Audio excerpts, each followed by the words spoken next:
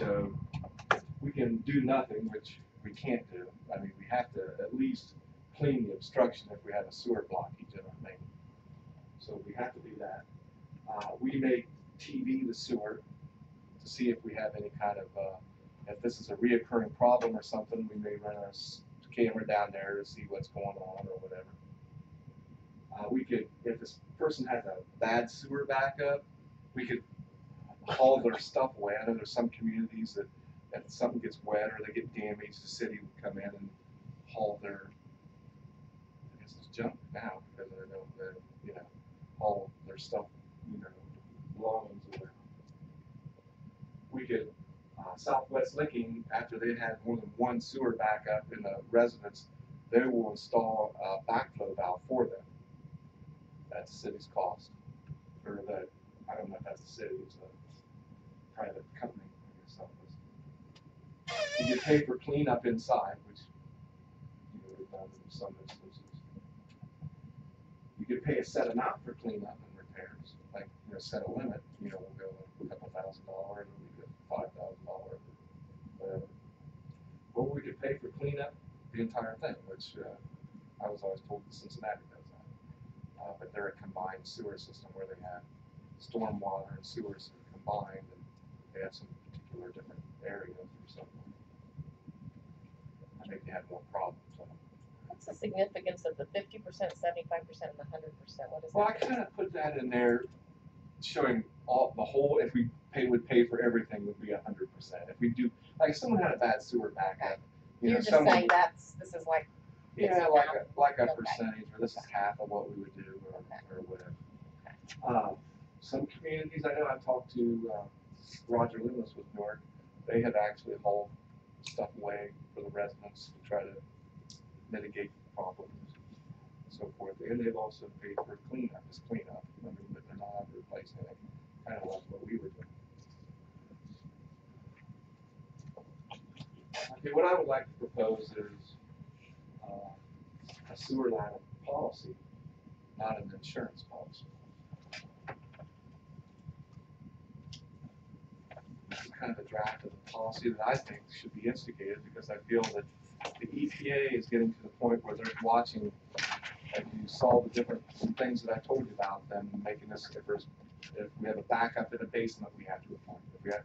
But the EPA is getting very aware of what exactly is going on in sewer backups and so forth. So what I have here is sanitary sewer lateral policy. This is something I'm just suggesting to you guys. And instead of maybe, I know we've talked about maybe not doing anything and everything goes through the insurance and so forth, but you know, I'm kind of suggesting maybe we should maybe think about something like this. Develop a program and fund which would be used to assist the sewer collection system residential users who has encountered an unusual sewer problem, such as a sewer backup resulting from a lift station failure, sewer line stoppage, or a breakdown of residential sewer laterals when located in the public right-of-way or city street. This policy would address, let me get up here so I can read it. This policy would address assisting the residents with the cost of handling cleanup and repairs as a result of sewage stoppage, pump station problems, or lateral failure in the public right-of-way. A review board shall be appointed consisting of the law director, mayor, and utilities director. This board shall review applications for assistance under the rule and would receive council's authority to handle costs up to $5,000 per incident. A catastrophic occurrence exceeding $5,000 would be handled by council action. An annual report shall be made to the city council outlining the number of applications for assistance, a description of the cases involved, and a total cost of payments made. So what I'm kind of proposing is we may have maybe one of these every couple years. I know we've had, you know, most I've ever seen in a year is 2, and they're usually were small amounts where we paid for like a cleanup in someone's basement or something like that. We didn't replace anything, but we could set a limit, you know. Maybe we could even also put a deductible on it or something, say where, well, you know, we have a policy where, you know, they have to pay the first so much amount and then we could meet that. But this is kind of the stuff that I'm kind of suggesting. How would we fund the sewer lateral policy? Well, Brian mentioned something to me the other day about possibly a roundup rule where maybe if your sewer bill's $20.50, you'd make it $21, and the money used from that would be put in a special fund or something like this. Money could be also additional charges on water bills. You could put an additional charge on it if you wanted to. Or you could set aside money just out of the regular budget and say, we may have a couple of these every every year, or maybe one a year, and you take a certain amount of money and you set it aside. I think the thing that I'm trying to point out here is I really have a problem with me walking up to a resident who pays her sewer bill, pays her water bill on time, is a good resident, and we basically walk away from that and say it's going to have to go through our insurance, which I know if it goes through the insurance, chances are if we show that we have some type of routine maintenance, the insurance company is not going to pay it down. I guarantee you. So I think it's a good thing for the city and the residents to have some kind of rapport. I think we need to set a limit. You can't just throw money away. I'm not saying that, but we can do a variation of maybe of that policy or something. But I think with the EPA and so forth, regulating and so forth, certain things. Go ahead, Jeff. Have you polled other communities around Central Ohio? Who else has got something on the drawing board like this or implemented? I told you about and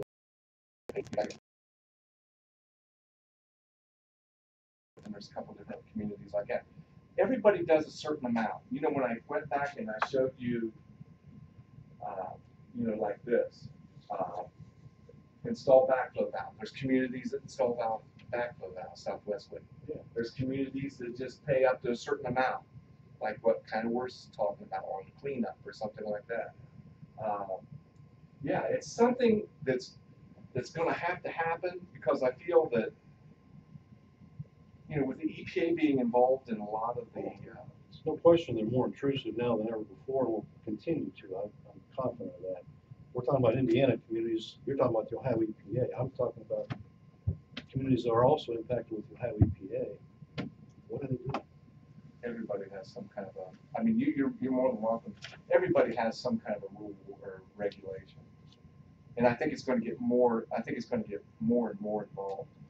I think you're going to see, everybody has some form of some type. Some of them go before a board. Some of them have a questionnaire. Newark has a questionnaire that you have to fill out. Something similar to the policy that I've talked to you about, and they review it, and then they decide whether or not it was their fault or it wasn't their fault, and then they decide, well, maybe they should pay something. But what I'm saying is council needs to allow us a little bit of leeway to work with these residents. I'm not saying you have to, I'm not asking for council to go case by case. I think it needs to be something between maybe the mayor, myself, and maybe possibly the law director or something like that. But I think you should set some money aside for certain circumstances that we feel that may help litigate problems down the road or lawsuits or just to keep your customers happy. I think you have to have some kind of rapport with them. You have to have I'm supportive of that totally. I'm just looking for some I can try to others. get you some more information on specific every community. I do know that Granville will pay. I've talked to Granville. They will pay up to $5,000.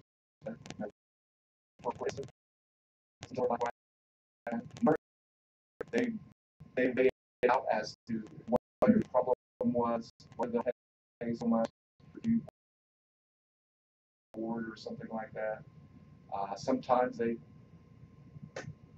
think they're kind of, from when I've talked to a couple things, sometimes they'll pay, sometimes they don't. Sometimes, I don't know exactly how they do theirs, but I'm not saying anybody's got the perfect one, but nobody does. Let's take some pieces and parts of stuff around the 270 outer belt, That's what I'm suggesting. Reynoldsburg, All these parts that I'm Gehenna, suggesting to you, what all they got, and let's examine all of them and find one that makes. well, I'm not saying you have to do this, I'm just suggesting.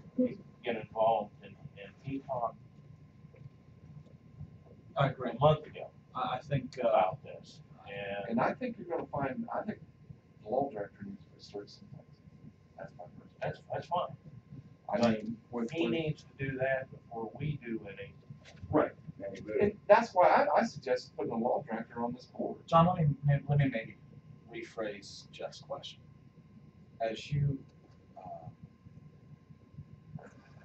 outline this policy, research that you did to see, are there other governmental entities that have written policies on this, ordinances on this?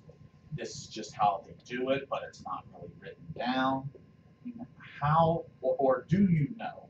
And if you don't, that's fine. I mean, Do you know how other areas within central Ohio, how they have formalized this process? And if they've formalized this process? Because what you're talking about here is very much a formalization yes. of this process. So, I think there needs to be some kind of a formalization of it. I mean, we need to know exactly what we're gonna do and how we should handle it. I think we're kind of leaving things up in the air right now. I mean, if I call Granville, they, you know, I talked to the superintendent, they tell me, yeah, that we'll pay up to $5,000, but I don't know what they got on their books and what's out there. That's just what someone's telling me. I called Southwest Living, who they'll pay for the backflow valve.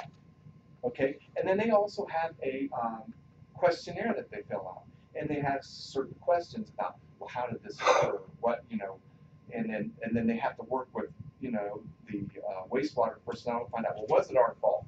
Is it, you know, who's to blame on this? I mean, is there anything that we can do? There's a lot of different variations of this. You know, I mean, there is. Everybody has a different type of circumstances. Hebron, I called Hebron. They do it on a case-by-case basis. Okay, like they'll look at what happened, but you know, they said they've only had like one in the last 3 or 4 years, whereas someone's basement was flooded, or they're a smaller community, they don't have to as much.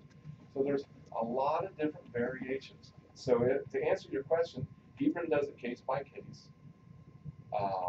Granville will pay up to a certain amount. I'm not quite sure what Newark does. I've talked to Roger a couple times. I know I talked to him earlier where they pay, some now that's kind of they don't.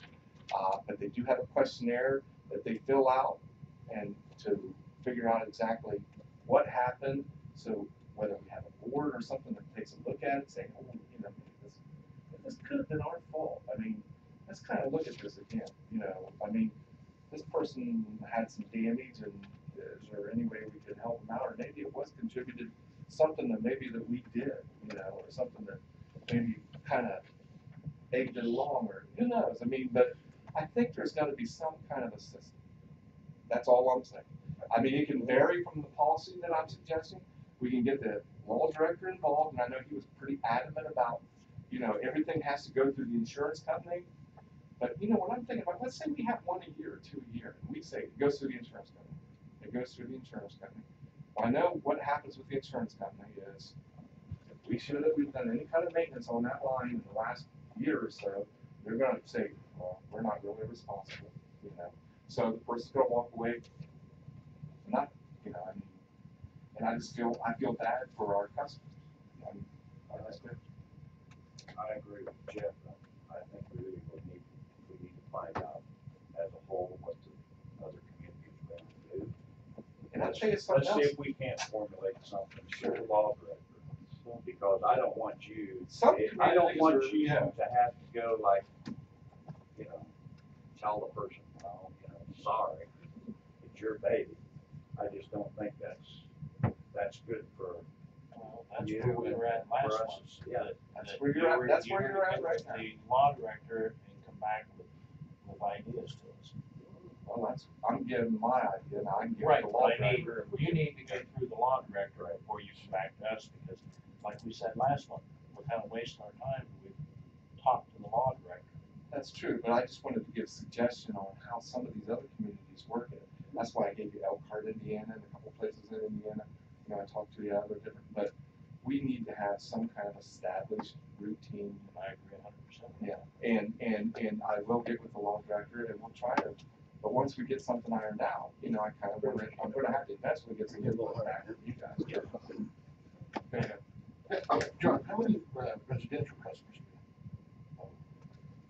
Just close, doesn't have to be exact. I don't know, maybe 3,000, I don't know, 3,500 maybe. Okay, let's just say it was 3,000.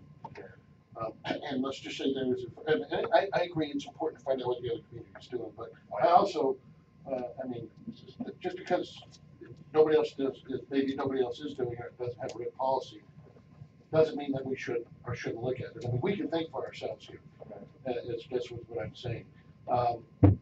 If they're concerned about we're not in the insurance business or we can't spend the taxpayers' dollars on these items, then, you know, we talked about something like a roundup, and I don't know how many are familiar with Operation Roundup that Energy Co-op has, but they round up everybody's utility bill to the nearest dollar. And they did that a long time ago. But you had to choose to do it. They No, gave no. you the option. I No. had something that You said had that option. I Well, got well, an that- option to opt Well, out. Yeah, it volunteer. was voluntary, It was, but they automatically put it on your bill. unless you told them you You had didn't to call want to opt out. it. Yeah, right. Yes. So that's what I'm saying, it is voluntary, but you don't have to get them to say, yes, sign me up. Everybody automatically got signed up for it, and you had to take the time to call in and say, hey, I want to opt out of that program. So if we have 3,000 residential customers, and we say, no, we're just going to round up to the nearest dollars, put a little information in there and saying, here's why we're doing this, and you may or may not ever benefit from this, but bottom line is, you're also helping out a fellow citizen at a bad time when this happens by allowing us to round your water bill by $1. Now, you know, one guy might get lucky and his bill's always, you know, 8,000 customers, it's 50 cents on the dollar. You're rounding everybody's bill up. That's what, $1,500 a month.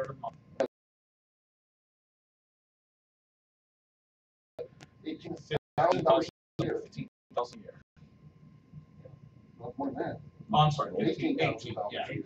So it's $18,000 a year, and bottom line is, if you decide to opt out, if you have a bad situation, you can't take advantage of the program. So we're not in the insurance business. The From what I citizens got understand from talking to the you, chance I to don't decide think they they want want to to opt out. ride, but, you know, from what I talked to some other communities, when I go to some of these other, you know, OPCO and different places, you know, the thing of it is. What's that acronym mean? Operator Training Committee of Ohio. You know, we all get together and we talk about these different issues and so forth, and you know, everybody deals with this thing. But I think, you know, I think we need to be a little proactive and see what we need to do to maybe establish some type of a order. I think by us just saying, you know, well, you know, it's your hard luck, try to get something through our insurance company and walk away.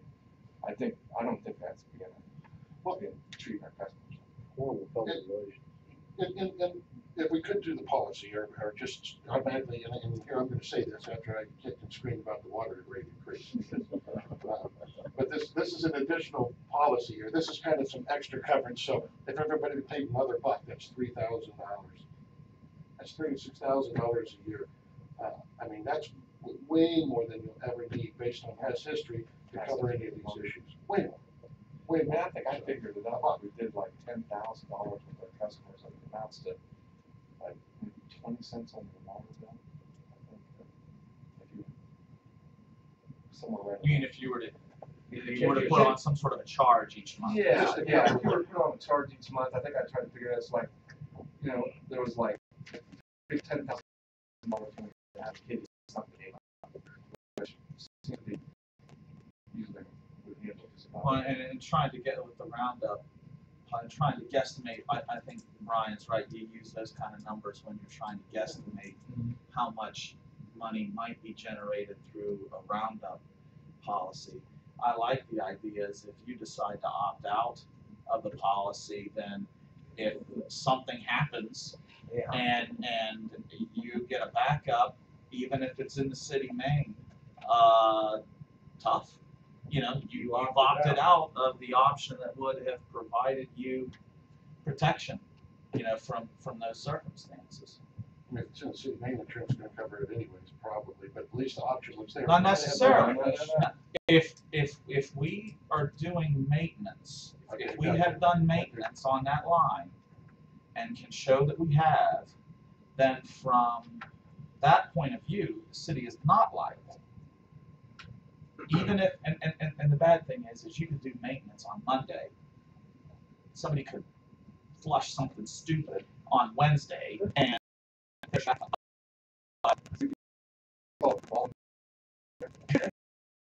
How easy it would be for something to pack around that ball and then everything start going this way. I mean, As a citizen, I would gladly pay a roundup, and I think that's an excellent idea.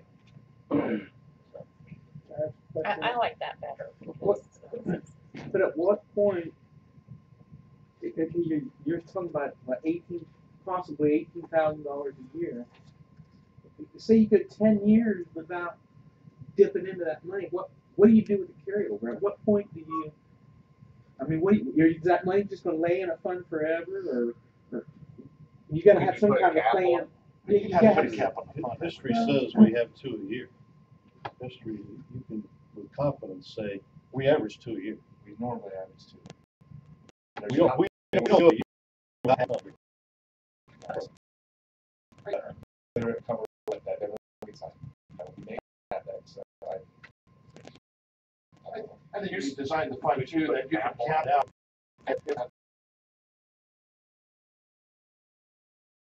you know, have to add it back. Reapply on, I don't know, I mean, it's not that you're trying to get money in it. Well, the software and billing system allow for a rounding up feature. I don't know, that's a question. I mean, I don't billing software will allow something. I have no idea. I'd have to check through it. I told you what their price is.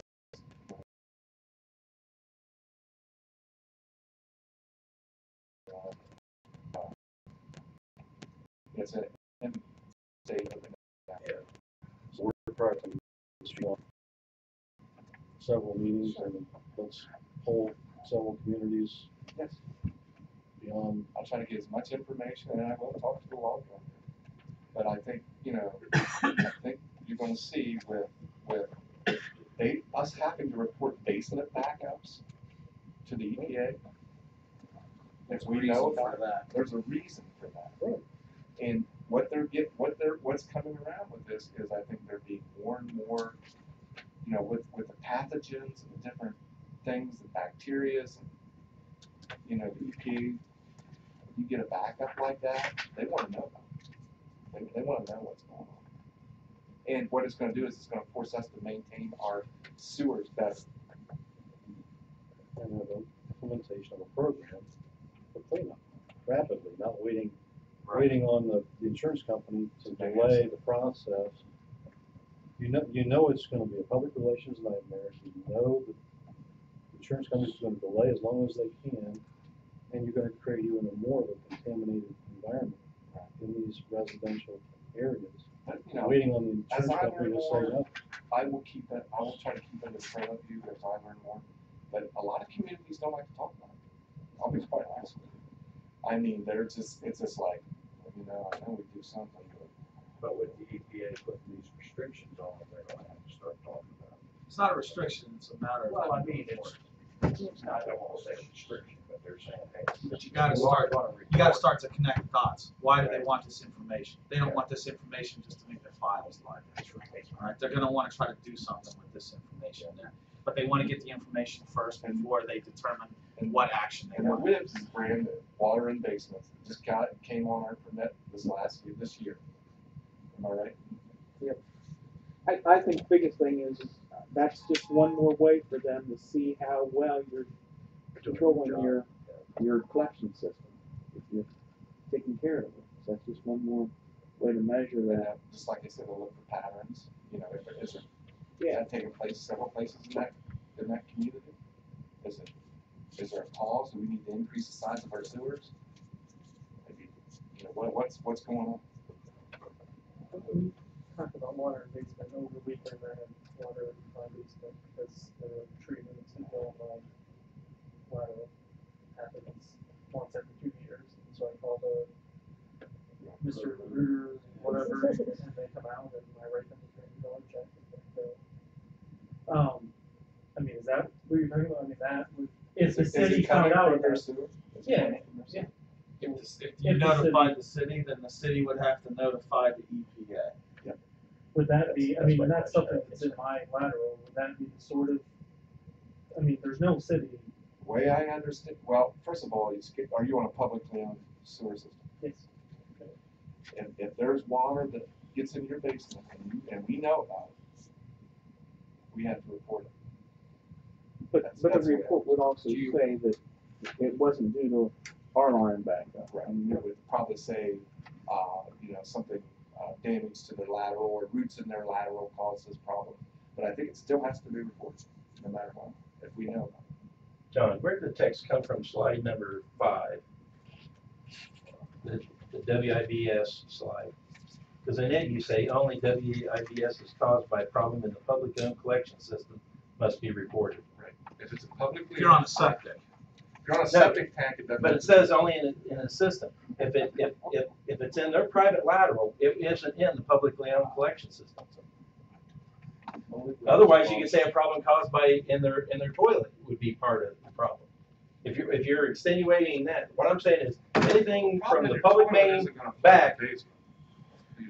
I know, but what I'm saying is, what you're saying is, if we know about it and if it's in their lateral, okay, you're saying it's causing their lateral, we got to report it. Well, I'm saying the slide says you don't because it says only a problem in the public owned collection system. Their lateral is not the public collection system. It's not public, it's their private lateral. It's caused by a problem in the publicly owned collection system. See, we don't own it.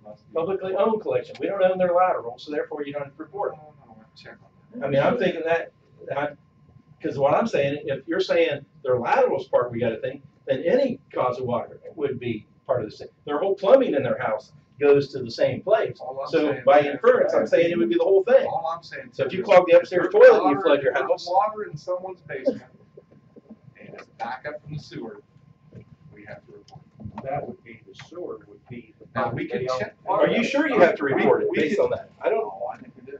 well, I would check on it before you start reporting a bunch of They wouldn't violations call- before you They wouldn't know. call it water in basement if it didn't.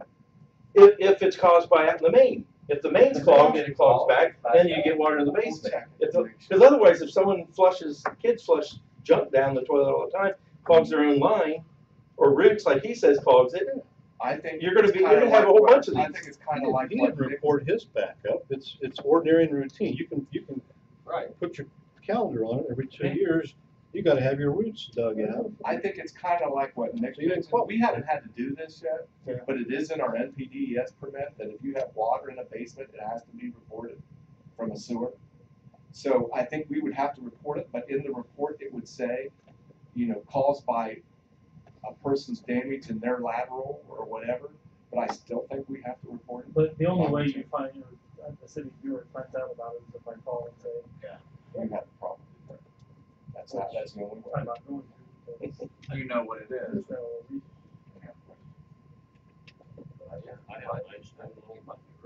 But I'll get a directive on that, but from what I read, I mean, otherwise, what would you call it? Public if you have owned? water in your basement, it's gotta be reported. So, But we can say our main was clear out front.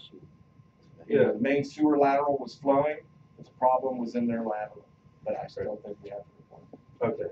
And on that same But I'll thing, I'm find still out. against anything paying this. I mean, to me, unless it's something we cause or the city We're not gonna caused, do we it. We're should. not gonna report anything unless we know we have to do it for sure. Yeah. But I'll make sure.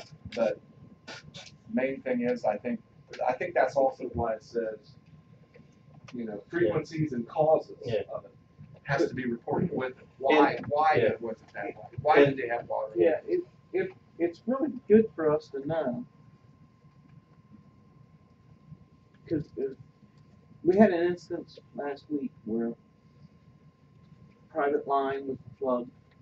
They called a plumber to root it out. We was lucky enough that their line goes directly into a manhole.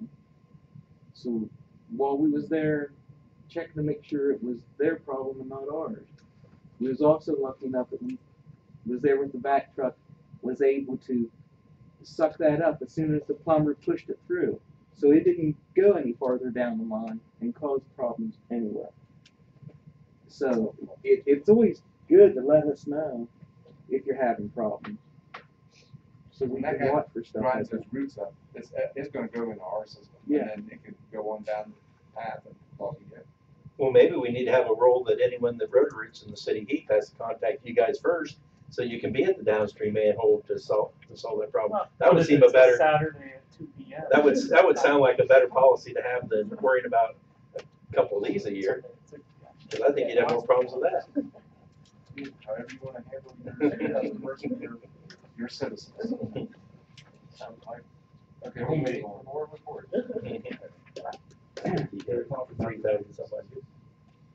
The lateral thing, I think, ought to be covered personally with the being in the street. Yeah, that's one thing I wanted to mention is that, yeah, I mean, we can take this as far as you want. It could be a lateral, it could be just a stack up in the basement, it could be, however we want to limit it, whatever we want, however you want to. However Well, you I'm not talking about backup, but I'm talking about a lateral repair.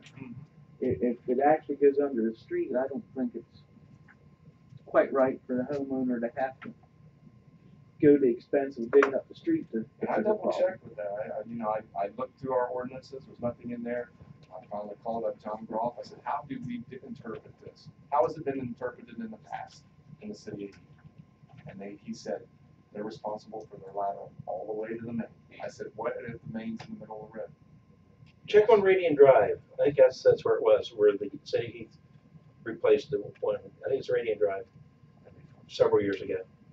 Check on that. The lateral you're talking about? Yeah. How did you do that without a policy? You guys just decided to do it on a case. As far as I know, they were always doing it, because since I've been on council, because the first thing when I got on council 12 years ago was, okay, I'm just saying, 12 years ago when I got on council, I always did Heath cap, NERC cap, because the way NERC does stuff and the way Heath does stuff was completely different. So I'd sit here and they'd be talking about stuff. I said, we don't do it that way in NERC. I says, is it right or wrong, or does it matter? And everything. And so I checked it, and the very first thing was the laterals, public sewer laterals, Heath maintained them to the right of way, okay? And the homeowner, because in Newark, it's all the way to the main. And that was the biggest difference. And I remember that. And that was 12 years ago, 11 years, 10 years ago. I will tell you And this, that's the way it was. It's not on the ordinances. Oh, it may not be. I'm just saying that's the way the utilities When department we handled it. interpreted it, when I called John, because I didn't know. I called John and I said, how is it been normally done? And he told me it's to the main. It should be routinely maintenance, should be all the way to the main. But if there's a break that causes them to have to dig up the street, I think the city should. I agree too. But we have to have a policy. Well, I'm just saying. Okay. Study was completed on Fox Run lift station, removal. The city has the option of constructing a gravity sewer along the route to the south that would eliminate the industrial flow from the Port Authority from entering into the Fox Run lift station. We did a study on that. We did a study on it to see if we can eliminate the Fox Run lift station. If you look at your little charts here, I put one on this end and one on that end. It shows the path that was decided to go. Your first one, I guess, hopefully it's your first one there, but there were two paths looked at. One was going north and then east. They found out that that could not be done. Then the one that runs straight from the lift station to Route 79, which would be this one. The red on, yellow line.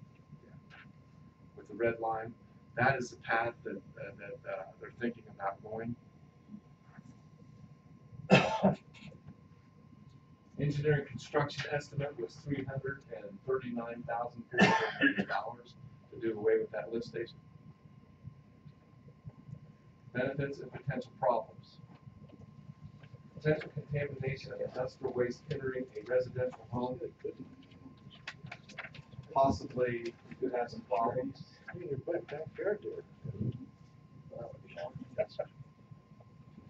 What do you got? Well, we're seeing Google's name all over this one, so he's Whose also. name?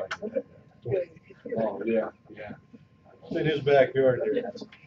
So some of the benefits and potential problems, potential contamination, industrial waste entering a residential home. I can see some big problems with that. $1,000 electrical savings per year if we do away with it. $400 per year generator service if we do away with it. $1,200 per year maintenance equipment and pumps if we do away with it. $1,000 city man hours checking stations. We can do away with it. Now, another thing is on the generator, that generator could be utilized at another location, so we're not throwing that money away from this lift station. The generator costs $25,000, and we have other lift stations we can take that generator to and take it to another lift station and reuse it.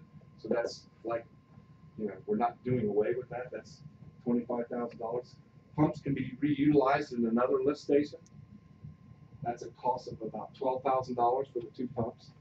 John, how old are the pumps there? You know? I think you got it. But we've done repairs. And Yeah. stuff. We keep those They're not pumps up all those. the They're not those. No, They're not those light. pumps that we talked about a few months ago, where they kind of moderate how much they need to be, the level at which they need to run. Remember the ones that are more energy efficient? Right. No, These that is pumps not- are not Yeah, those, no. right? And most of your lift station pumps are not that way. Yeah, they're just on or off. They're on or off. When they run full out. Also, I want to point out too, if you have a larger industrial user in Mid-Ohio, Fox Run isn't going to be big enough anyway to handle it. Like, let's say we get a big customer out there, Probably about the same time. Fox Run does not have a big enough pump system. But if we run it to State Route 79 to the bigger pump station that we have, it would handle more additional Gravity to capacity. that point. Yes, if we gravity it to that point, it would handle more. So when this line was put in place, the whole idea behind this line was to service what is the city's industrial corridor. Well, I don't think so. I think the way it was originally designed was it was designed for Fox Run only. Fox Run was first. Oh. Then someone got the really good idea of, well, we could just run the sewer line, industrial waste, into Fox Run, which was a big mistake. All right. It should have been. It shouldn't have been put in. All right, I get it. May I ask who did that? It was before that. Well, Port Authority, I do believe, is the one that drilled that over there. I think the Port Authority, Tied into that. yes, they did. And we had a tendency to, whatever the Port Authority said, let's do it. That's why sometimes we gotta step in and say, Port Authority, you need to do this, this, and this, and this before we do that.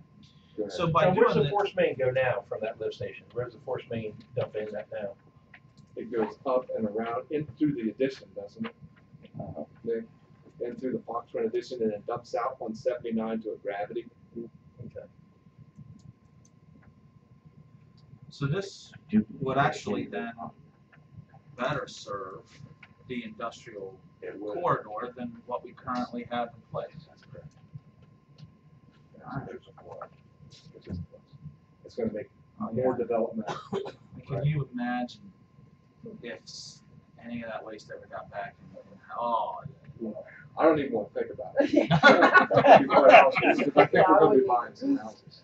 Nick, are you? Well, the big thing is you don't know what's gonna come in that industrial corridor. If you've got a big water user, you may have to upgrade that pump station anyway. I mean, Is there any thought to get with this big open ground here and run the sewer line through it and then over and then let them develop it? That way you have the sewer capability of that. Well, I think And in then- order to get the easement, I think you may have to, in order for us to get that easement for that property there's a possibility that we may allow them to have some taps onto that or something like that. But normally a development like that doesn't like a sewer line running through the middle of yeah. of a parcel of ground. They like it more toward the edges. Well, I'm just thinking if you would put a road back in there to where you'd want to have your lots or whatever. I mean, if you could design that, you could run it right with it, then they already have their sewer and you actually run less sewer line to do it. I mean, it's a shorter distance. I don't know what all the You know, circumstances. you're talking about this Hoskinson property, right? Yeah. Okay. And that's an 8-acre lot. This is in the area that's in the CRA, I believe. And this is not something, I don't think you'd be looking at residential development in this area. That's used to be commercial. Yeah, and you're not gonna want a sewer line right through the middle of a lot like that you're gonna have to build a building over top of the line. That wouldn't work. Most developers, if they want to develop an 8-acre lot, they don't want a sewer line running through the middle of it. They want to tap onto it, but they don't want it running right through the property, right through the middle of the property. Because we would never allow somebody to build over top of our right of way. What are you doing, Steph? You already said you were on the sewer. You can tap. That's gonna be grabbing. Okay, I kind of wonder, is there any other questions on Fox Road? Safety classes, we had a safety class with Hebron. It worked out real well. We did it on confined space. This is the Hebron's council chambers. I don't know if anyone's ever seen it. But I found out that they were having a safety meeting. I think it's through the mayor. Yeah. The mayor told me about it, and then we called them up and said, hey, could we buddy up with you on it? And we ended up doing that. This was a free session that they had scheduled, and we were able to have our people go to it. Oh, no, it didn't count for any of their Well, they didn't training. get CEUs, but still, it was training. It Yeah. was, you know. Yeah, so I mean, it didn't cost us anything. They had the space for it. It was, I thought, a good cooperative effort by Our Hebron guys, and our guys are Heath. sitting in the back here, and Hebron's is in front. But I will say this: we brought our safety equipment in, and we had all the equipment in there. I mean, I'm glad we were there with our equipment, because it would be hard to demonstrate how to do a safety procedure if we weren't there. We've got A+ on our monitors and our confined space trailer and everything. I mean, they was pretty impressed with. We had a trailer that we take out of confined space. It's got all the harnesses, generators, lifts, everything in it that need to get down in the manhole.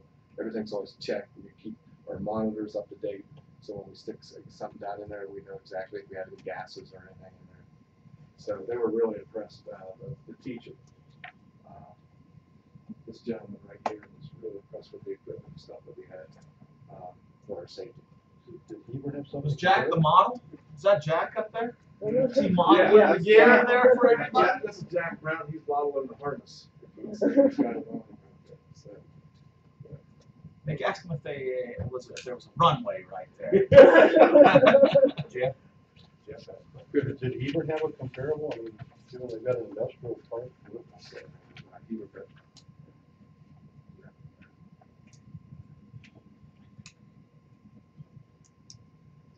Just want to let you know that we did bypass, and all the connections on Hopewell Bridges was completed. And I don't think you realize what we had to do that. But we had to pump from the lift station, run it under the bridge, clear down the river to the wastewater plant, come from the river up and into the tank while they made those tie-ins. So we bypassed around there. We had to pump the sewage that far. So we didn't go through the screening process with this. We put it straight to the tank. Straight to the to the areas. Yeah. We didn't go through the screening process. But it was a short period. Yeah, We what, weren't too like an hour and a half, I think. We're already up the river. Yeah, then you had the EPA ask other kinds of questions. Other questions for the EPA. If that would have been a week later, You know what? piping I'll tell you what, would have guys. been I saw last night, or this past weekend on AMC, Shawshank Redemption was on like every 15 minutes. And I love that movie. I can't turn it off every time, so I watch it. 3 different times I saw him come crawling through that sewer line and dumping straight into that open ditch, and I thought, you'd never have that today. Every time I thought, boy, we couldn't do that today. These were the actual physical tie-ins that they made on each side of the bridge. They didn't like our plastic pipe, the contractor there. He said it was too thin walled to have in there. He couldn't understand why we used that. But that's existing pipe that was already been put in years and years ago. but they did everything real good. We kept a close eye on it, and everything was done correctly. So, wanted to mention, we're putting a new roof on the main building. We're actually having some Amish people put that on. They gave us a really good price. It's a new metal roof. They had to work around quite a bit of stuff there. I could only take a picture when they were looking away from it. I couldn't take it when they were looking at it. Because I asked them, I said, can I take a picture? And the foreman there said, just don't take a picture with them looking. If they turn around, you can take a picture. But there it is, and we still have a little bit more to do. What was the cost on? Like $8,000 for the whole room. I think there would be an Amish one. He's always looking at the camera. I know. Yeah. They're about, they do a lot better job. They asked Showing me off the 48,000 various styles of facial hair. They asked me 48,000 to do my whole house now. The Amish did it for 5,000. 48,000. Same job, in fact, the Amish did more than the contractor. Anyway, Of course, I run him off the property, I told him, get out. we're doing some spring cleaning. We were packing some of the oil grease off the aeration fan. And what we do is we dump that into the containment area. And then as it dries up, we'll shovel the grease off and get rid of it. But just an idea of the grease, sometimes it builds up. A lot of that right there was grease, wasn't it? So, you know, we are restaurants, trying to maintain. We replaced the ventilation system. Up on the one building. Put in a new bed.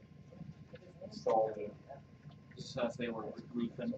Well, this is another building. Oh. It was roofed earlier, then we just replaced it. So the mild winter has allowed you to get a jump start on a lot of this stuff. Yeah, we're starting doing stuff right now that we normally don't. Guys have been really staying busy and so forth. I don't know how many of you saw what took effect with the flood. I saw it. Yeah. What I wanted to show you here is we do have a dike, so when we do have a flood, it helps keep the water away from the plant. You can see how close this, real close to where the one side there, I guess that'd be the south side. The south side of the plant. Yeah. Huron Drive, that was right at Huron Drive, it was over the street there. You can see the hydrant, fire hydrant over here. That's why we have to maintain over an additional 20 PSI, because if we ever have flooding or anything like that, and water could get into the mains or whatever, so you have to have certain pressure. Everything worked out, but it was. Just that recent flood. Yeah. I wanted to let everybody know that the last installation of equipment on phase 1 wastewater has been installed. That's the last piece that'll go in. We still have to do some software work to make it operate correctly, but phase 1 wastewater is pretty much complete. Wanted to talk to you a little bit about our major wastewater improvements. Phase 1 wastewater plant improvement engineering is completed. Construction to end April 27th. Jet aeration on the digesters. This is part of phase 2 that we're trying to implement ourselves by doing our own engineering and so forth. But we're replacing, I gave a talk on that one, the public service, about where we're going to put new aeration in the digesters. That's the second part there. Construction to start sometime this year. We have to do box run lift station removal. Engineering has not been selected yet, but we'd like to try to do that sometime 2013, if not before. Water. Line reviews, awaiting cleaning. Everything's done on that. We bid it. They will start removing the line this fall. And then it'll be starting being applied on farmers' fields and so forth. Is that the same outfit that did it before? Yes. 2-year, 3-year contract? There was $75,000 difference between them and the next bidder. That's how much lower they came How in. much was his bid this time versus the the last time we did a 3-year bid? Actually, it was around the same price. Pretty comparable? Yeah, maybe a little bit less. I think if I remember. Update on Franklin Avenue water line and Lexington. January 16th, 2013. No. No. Yeah, so that January 16th, 2013, that last line, On the Franklin Avenue. that last line, construction contract ends January 16th, 2000. Is that? That'd be 13? Yes. Alright, Okay, yes, it should. no. Yeah, the mayor will fix that. Update on Franklin Avenue water line and Licking Pump Station. You guys know that we've done the engineering. The grant, we've got grant money involved into that. We've also got low interest money involved into that. Keith's working on coming up with the additional amount to put with that. But the first advertisement is April 16th. That'll be coming up here. And we have was in one of our things allowing the mayor to advertise for bids. Second advertisement will be somewhere around April 23rd.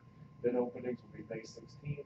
Award recommendation letter from the Burgess Knife on May 23rd. Notice of award to contractor June 15th, 2012. Notice to proceed July 16th, 2012. And construction contract ends January 16th, 2013. Major water projects, I just want to talk about them briefly. Licking Booster Station, this is what we're planning right now. Engineering is completed, we expect construction start date July 16th. Clarifier upgraded liquid chlorine feed at the water plant. Engineering to start July 2012, sometime this year. Expected construction start date, we don't know yet for sure because we've got to see how that fits into our study that we're doing for our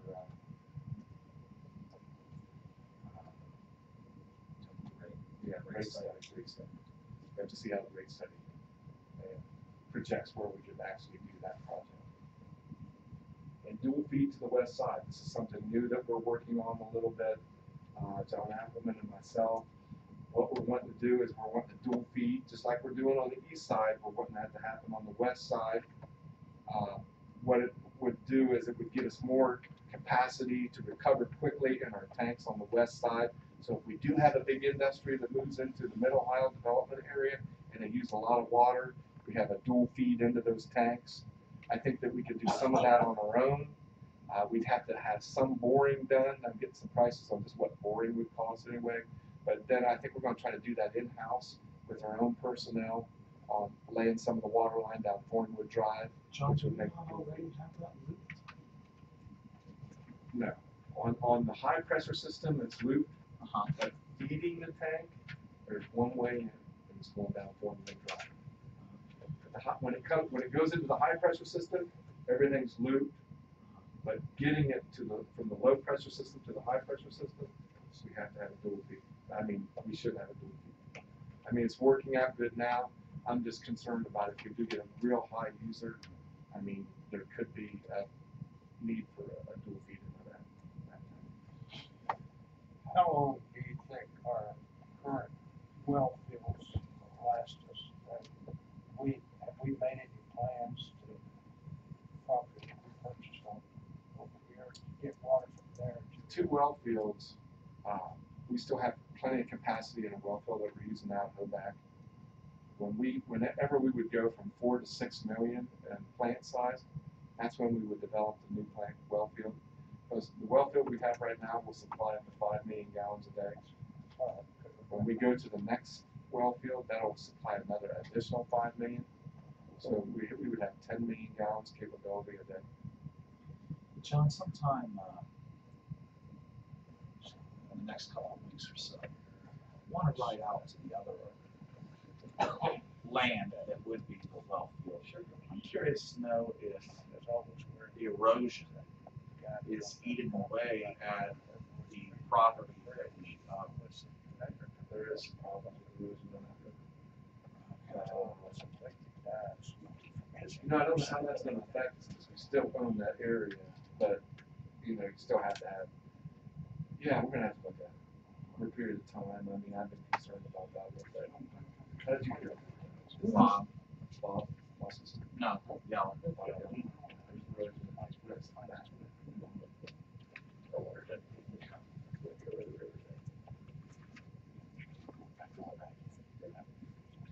wanted to mention the major funds are up here. What I did want to mention to you, point out to you, this wastewater replacement fund with $1,522,000 in it. That is where you would do your box run. You would take money out of that for that, at least I would if it was me, because you're replacing something. And then also your digesters at the wastewater plant. That's where that money would be pulled out of, and you would still probably have well exceeded over $1 million still in this fund. I mean, I think we're getting estimates on about $100,000 for the digester, and you're at $300,000 to do away with box run, so that's kind of where you're looking.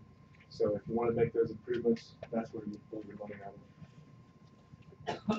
Jeff, you got a frown on your face, will you?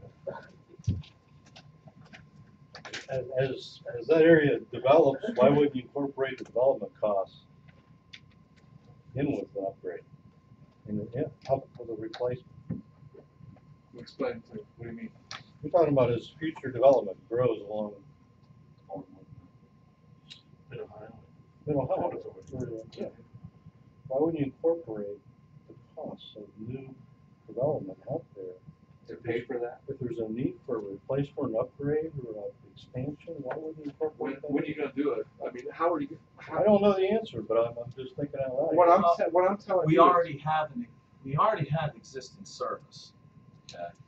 So to the company looking to buy the land or the developer looking to sell it, you already have an existing service. Yeah. The fact that it is the way it is not that developer's fault, problem, however you want to phrase it, okay? It is what it is. Now, to do what you're talking about will only increase the cost of the land that they're going to sell it to. They're going to pass that cost on. So if you do what you're talking about, they're going to pass that cost on to whomever it is that would be looking to come in, which makes it less attractive for them to come in the first place. As opposed to putting it on the taxpayer and already using somebody's bill already. That's, my opinion you got two ways to pay. Whoever sat on council when they allowed that to go in, that way running industrial waste into a residential area, whoever said, there was a mistake made there. Right. And you shouldn't put it off onto your new industrial users. That's my opinion. Should put it on the backs of the existing. Because here's the thing, if we were to do that, can we say that that property is sewer served? If we're going to make them pay for some new system of sewer service, can they accurately say that it's sewer served? Depends on who the user is. If it's a big sewer user or a big water user, then possibly you can do that. Yeah, Paul, I don't know if you've ever sat in on when a company comes in and they're looking at a property to develop. What they're looking for is something that's ready to go. And if you can't supply them with what you need right now, they'll pass you by. There's too many other places out there that they can go to. You got to have everything in place for that industry to move in. You got to have the sewer. You have to have the water. You have to have everything ready for them. They aren't even going to look at you. You're not even going to get a second look. I'm just putting it from the voice of the other side of the table. Okay, that's all. For those folks that say, wait a minute, why is it on the back of everybody else? Well, you know, that fund was developed to replace things, to upgrade things. It was actually instituted by the Ohio EPA, this replacement fund. They made us develop that fund. And what it's designed for is replacement of things that are either undersized or need replaced. That's why that money was sent there, and that's why I think that should be come out. Well, and industrial corridor, not an industrial corridor, residential, whatever. If you have a chance to do away with a lift station, you take that, you do that. Go ahead. You eliminate it. That's what I wanted to try to explain to Jeff. Yeah, taxpayers might be paying right now, but 10, 15 years from now, what they're going to save by not operating that lift station, they're going to recoup that money back. That's what I want to hear. Where's the break even? You know, Sure, that's. Show that one slide, John, you had that showed like 1,000 and whatever dollars, you know, you had one slide that showed. I didn't break it down. Yeah, in the specific- forget what the pump and the generators were, but just show the actual annual costs. Well, it's like a I think it's all thousand. about 46,000. No, I'm not. It was like $1,000 just for electric alone. Here in the.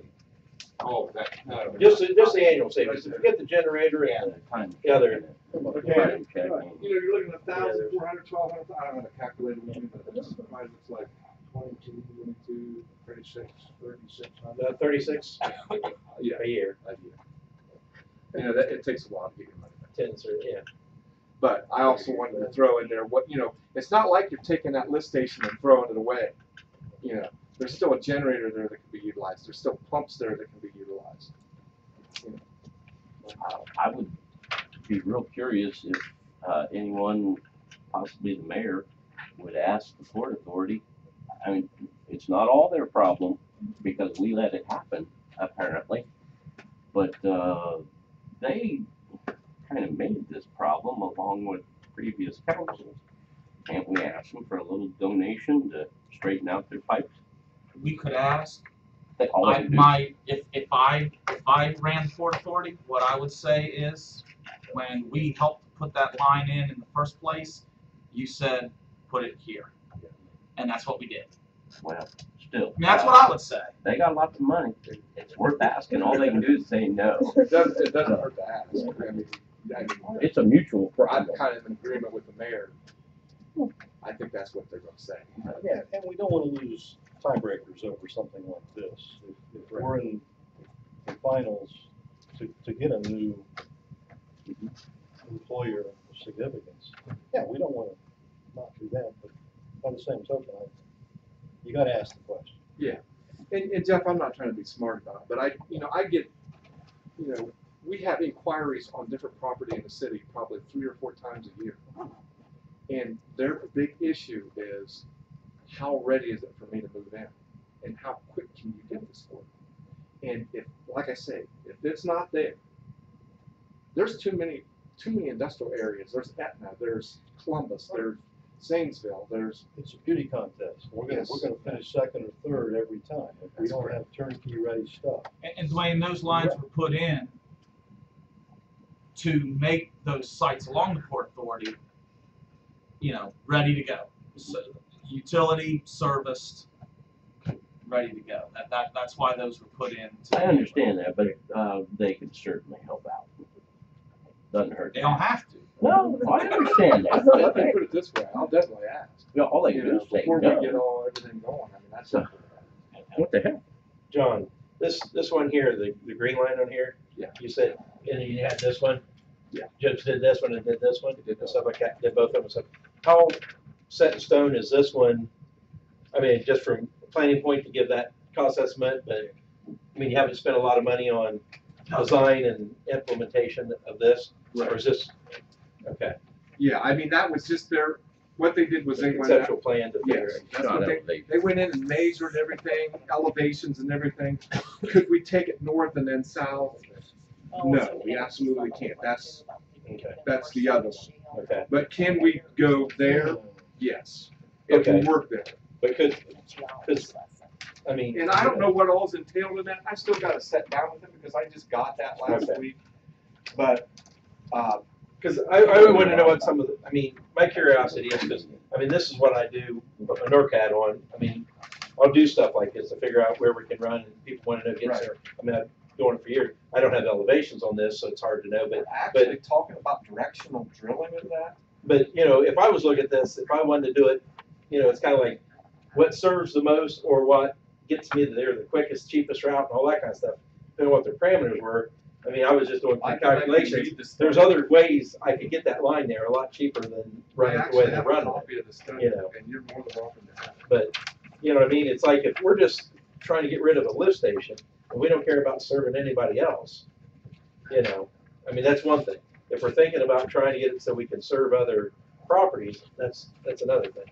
I'm just saying that, and if we're gonna serve other places, then I want a little bit, like Jeff's saying, if we made that land more developable and more, then let's get a little something off of that, or you know, when they do, they pass them. We You know, get so- that off tap fees, right?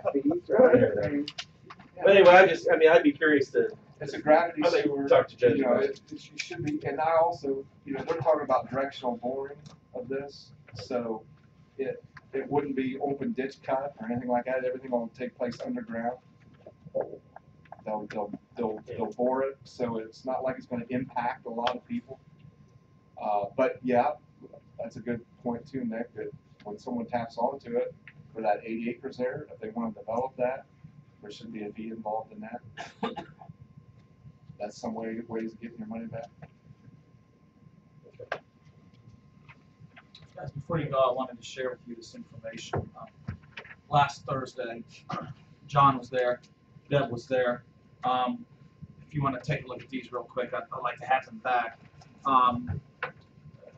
There was here in Licking County out at the Reese Center, there was an energy summit that took place that its primary focus was to talk about the potential economic development benefits for existing businesses and perhaps any new businesses that related to the oil and gas industry in the state and its potential, you know, to really grow. One of the things that I have been wondering in my mind is what are the dangers to the aquifer that we tap into for 100% of the city's water. Our wells are 200 to 250 feet down. So there was some information that they had. You'll see this is from ODNR that I thought would be helpful. You'll see where the groundwater is, which ours is perhaps maybe a little bit deeper than what they show here. But you see the comparison from 250 feet down to where this Utica Shale is, which is about 6,000 feet down. The process for this, I was actually kind of surprised to know how many existing wells there are in the state. I mean, this is by no means a new concept that you know, there have been many wells in the state going through many sources of groundwater. What I would, the information that I had obtained in this was that this line that you see coming down, okay, if this was a Utica Shale well that was being drilled, you see these wide casings that come through here and then they narrow down. Those are basically concrete casings, okay, that they pour to seal the well pipe from all the other areas that it comes down through. I asked the question, well, you know, however many years from now, I'm pretty confident that the city is still going to get its water source from, you know, the aquifer. So what happens if you have a producing well and then it no longer produces and you cap it off? And what I was told is that they cap at various locations in the well, and then they actually just fill the rest with concrete. I mean, they just pour it straight down in the well hole. So I gained a better understanding of what this process would be as it relates to you know, our particular aquifer that we have. I thought it was a good event as far as trying to get local businesses and officials to understand that we need to be proactively thinking about this industry as it relates to Licking County. How businesses that we have today can benefit potentially from this industry, and what type of business would we look to attract to this area also as a result of this industry. You know, it's almost hard to get your arms around everything that could potentially benefit the state of Ohio from the growth of this industry if it takes off. And that was something that if you look at the information I had, you see the different various panels and who the panelists were. I thought it was a good sharing of information about the history of energy production in the state, particularly oil and gas, what its future is, things that we need to be aware of and make sure are dealt with from an environmental protection end and things like that. And then also, as Deb knows very well, what this area needs to do in the way of workforce production, I guess maybe is for lack of a better term, to enable our workforce to have the skills needed for this type of industry. It was, I thought it was a good meeting, and definitely not the end of hopefully the discussion of what we need to do here in Licking County so that we can attract businesses that will be here in the long term that tie to this industry. So I just thought I'd share that information. Like I said, I know John was there, Deb was there. Do you guys have anything else to say about it? No, I don't really have anything else to add. I think that, it was a lot of good information. I learned a lot, but I don't think I'm the expert by any means. So, and the workforce, as you said, I know that we're trying to gear up and work with the schools, and if there are classes available, we have limited dollars, but we want to be able to put some dollars towards training because we think those will be jobs. We want to look at paying for subsidizing some wages for people to start into these industries. So, yeah, I think it'll be a great thing. The other thing that kind of concerns me is, they were saying that the cost of natural gas would have to increase a little bit in order for these people to start developing this. I mean, if they can't make an income on it, if they can't make a profit on it, how is it going to get going? That's kind of my concern. I mean, they have to speculate. Well, I'm going to make this much money, or I'm going to do this. And if the gas prices, if it drives the gas prices down, yeah. And if it drives the gas prices down, will they develop it? Just as with, I have a nephew who worked for a company that was in the biofuel industry, and what this little company dealt with was generating biofuel from algae. Okay, they figured out how to do it. I don't think they could figure out how to do it at a scale and a cost point that made it viable on the market. So that's always the question. If the price of the product is too high for the market, or the price is too low for the market, for you to develop it, then that's the economic reality that you have. One of the things that they did talk about in it was the need to utilize natural gas, particularly in transportation, to utilize natural gas for transportation as opposed to gasoline. Yeah, if you did that, now you'd have quite a market for natural gas. They say natural gas is like $1.49 a gallon versus $4 a gallon. Yeah. At lunch, they had a networking lunch, and at the table that I was sitting at, there was, and I can't remember his name, and he was a professor that dealt with these energy, and he said something very amazing. At MIT, they have developed a means by which any surface can be made an energy producer based on ambient light. So for instance, and it's some sort of a paint, some sort of a coating. They have developed a means by which you can take your cell phone and you don't have to plug it into the wall. You could put it on a surface and it would begin recharging off that surface.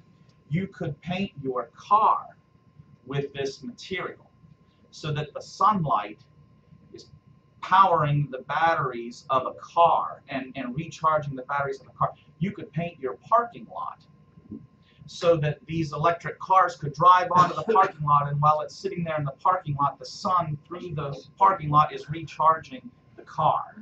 I mean, he said, these kids at MIT, they showed him a photo of somebody putting up a solar panel on a roof of a building. And they said that, you know, in the not too distant future, people will look at that the same way that we today look at somebody using those old punch cards that you have to run through the computers, big stack of them. They said that's what somebody putting up a solar panel today is going to look like to people because of this technology. They're going to say, wow, look at how antiquated that concept is. And it was amazing.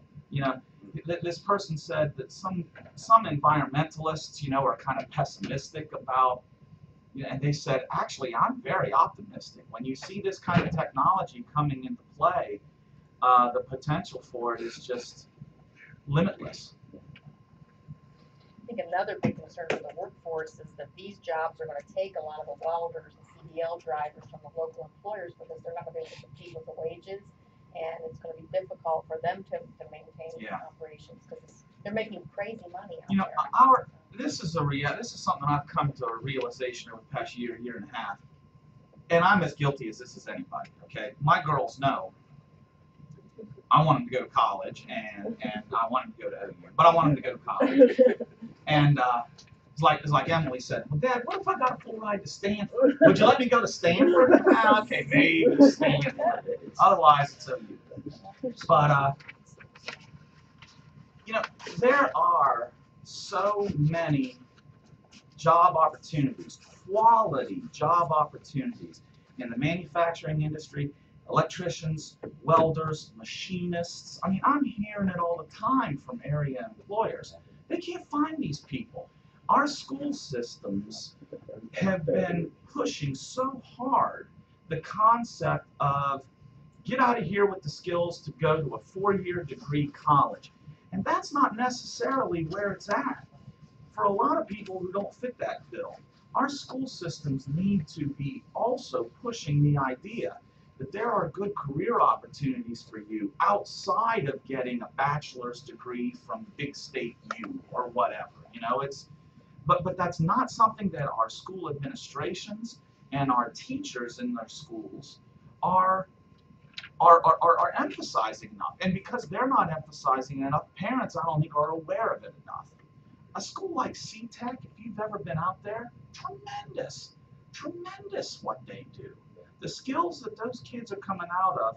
A few weeks ago when I was there for Technical Education Month or whatever out at C-Tech, there were kids, one of them was from Heath, a senior from Heath, out there working on creating a wing, a plane wing, which they then put into the contest out at the works, and Boeing ran it through their wind tunnel. So, I mean, these are kids engineering, basically doing aeronautical engineering as high school seniors through C-Tech. You know, some parents think that C-Tech is the place that your kid goes when they can't get through high school, and that is absolutely not the case. Long, bad concept. Yeah, and like I said, I think it's something that as parents and our school districts really need to get on the ball. Kelly Wallace out at C-Tech describes it as trying to walk upstream through a raging river when you're dealing with our schools and trying to get them to understand the potential of manufacturing and those type of jobs. You know, it's like walking upstream in a raging river. I attended an advanced manufacturing workshop. It was at a conference a few weeks ago, and they're doing a lot of things to try to engage youth. And one of the neatest things that they had there was a couple guys that put together this an electric car that's looks like a Model A kind of thing, but it's 600 horsepower and a 1,200-pound vehicle. It's just, yeah, yeah. And so I guess a lot of the vocational schools have approached them because they're thinking if they can put these out as a kit so that the kids can put it together as a project, they can raffle it off. There's a lot of guys out there that take chances to buy this car and own it. And so they're looking at doing things like that to get them interested because that's something they would be interested in. So, if they can drive that car, but yeah, totally electric. Okay, anybody else have anything? Yes? 7:03. John, you need these back? It's up to you, you can have it. You want this back? Yeah, it's a copy, if you want it, you can have it. Thanks. Tim, can My you throw the other bracket one down here wouldn't too? Some, Yeah, my bracket really